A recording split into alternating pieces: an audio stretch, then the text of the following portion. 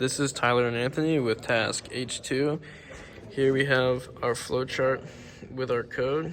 We have our variables initialized, our Arduino initialized, and we turn on the conveyor, and we define our conversion factor that we found to be 1.77. And so that brings us to here. And then we start our while loop, and we read the sensor, and then we get to our first if statement. And we have if the sensor is less than 4.75, which is our threshold, which is, this says greater than, but we reversed it.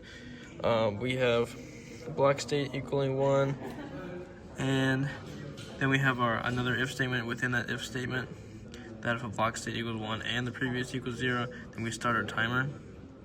And then else, if it is greater than our threshold, then the block state equals 0, which means that there's not a block. And then we have our if statement within that, and if the block state equals 0 and the previous was 1, that means that the block just left the path of the infrared light, and we stop the timer. And then we log the block length as our block time times our conversion factor, and then we print our message for how long the block was, and we turn off the conveyor, and we break out of the while loop. And then at the very end, everything loops back to previous block state equals block state, which matches up with the flow chart here. So let's demonstrate. We have a large block and a small block.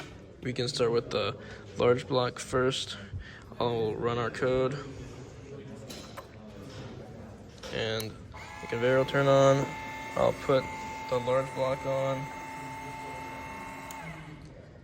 and it stopped when it passed through, and it displayed that the block was 3.79 inches long.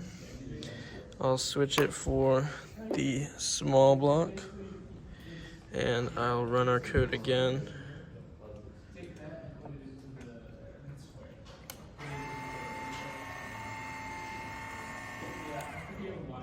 And the block was 1.28 inches long.